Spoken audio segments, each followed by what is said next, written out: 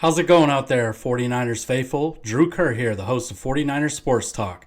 Today I'm going to be going over some of the reports that came out of yesterday's OTAs where media was allowed to attend. Please stay tuned as we kick off episode 2 here on 49ers Sports Talk. Hope you enjoy.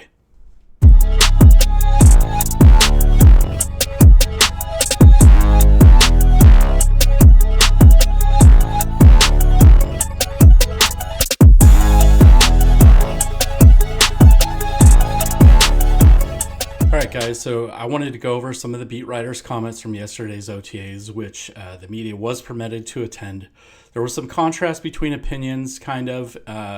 Some people a little bit more of just reporting the facts, and others, jumped into heavy opinion based on what they saw. So I'm just going to jump right into it. The three people that I pulled quotes from today are Grant Cohn, Larry Krueger, and David Lombardi. So I'm just going to start out here with Grant Cohn. His quote was toward the beginning of his video. And, I think that this was probably the most interesting out of his entire piece. I think he was interviewing with Jesse Naylor. And, Jesse, I think, kept it a little bit more level-headed. Anyway, I'll get right into the quote. He starts out by saying, "It felt like a wasted day, just all around. So last week, Trey's the starter and looks like he's confident. Looks like the team's confident in him. He gets all the first team reps. Today, Sam's the starter, but he gets 2/3 of the first team's reps, and then Trey gets some of them. And there's no explanation. Does that mean Trey's not playing well?"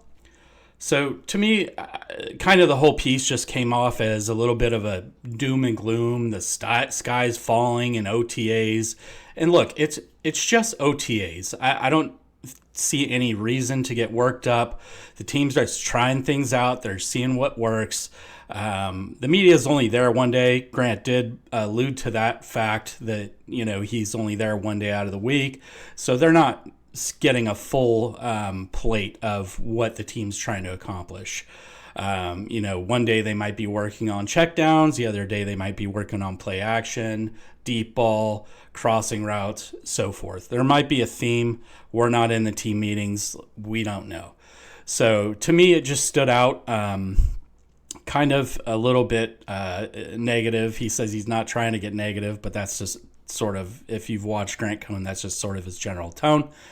And he kind of followed up and he said, "What you have is two quarterbacks trying to play like Brock Purdy, Mr. Irrelevant," and kind of in a condescending tone, like, he's Mr. Irrelevant or whatever. But I think Purdy, he's earned his stripes. We'll see how he does this year, bouncing back from the UCL injury. But it's just kind of funny to me. It's humorous. It's entertaining, and I get it. Like, Grant is flamboyant.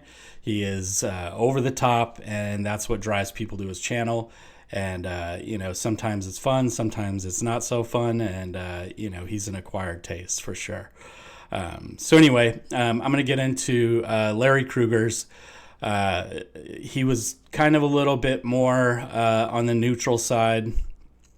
He says, "First team reps are the most overrated thing there is when you're talking about no pass rush. And you don't have your top receivers out there," meaning I think he meant Debo. And because I think Kittle and Ayuk were both out there, but I think he's just talking about receivers. And he continues on. He says, "And that was the case in last week OTAs. And I think he does point to the fact that Debo's not there. And his general gist of everything, it was just, the entire team's not there. It's not padded. It doesn't really matter at this point. Guys are just trying to get the verbiage down, the playbooks down. The newer guys like Sam Darnold are just trying to acclimate to their new surroundings." And so overall, I think it was a pretty neutral stance and not putting a ton of stock into these very preliminary practices. So David Lombardi was more of just kind of, it felt like he's just more reporting. Like he's just giving you the facts, and he's trying to just, be real. And so his quote, he said, "We saw the quarterbacks work on throwing it deep. A lot of play action concepts airing the football out.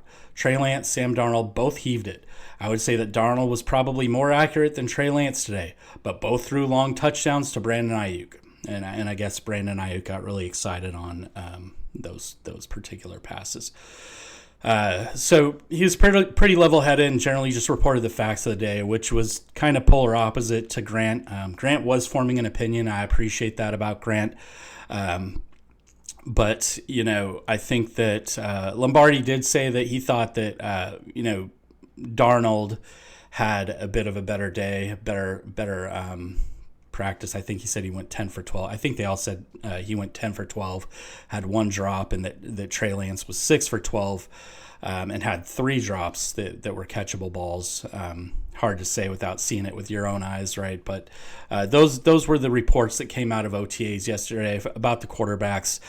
This competition for quarterback 2 will continue. I do believe that Brock Purdy will be the starter week 1. If not week 1, somewhere in the first quarter of the season, the first 4 games. Right now, he is on track to start training camp. Jeff Darlington, a lot of others are reporting that Purdy is going to be the guy. That's based on John Lynch's words and what Shanahan said, and they're all just very hopeful that Purdy will make it back. I think you and I can all agree that we don't want him to rush, that we need him fully healthy.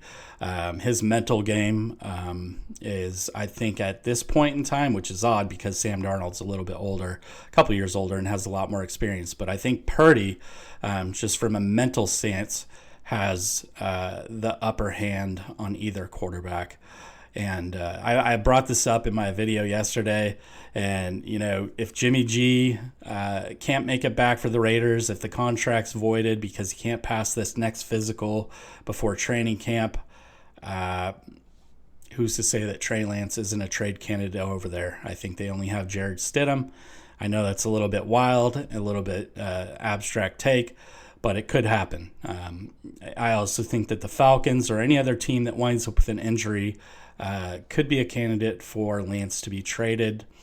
I'm kind of hoping that the Niners give him this season to kind of prove himself. Maybe he gets another opportunity. They did invest a lot in him. But I think right now, Sam Darnold and Lance are neck and neck for that QB2 spot. Anyhow, I appreciate you guys. I appreciate you watching. I appreciate any kind of likes or subscribes. I'm not going to say smash the like button because I think that's just kind of cliche and dumb at this point. So if you liked it, just like it. If you want to subscribe to my channel and see more content like this, please do so. Have a great day, guys.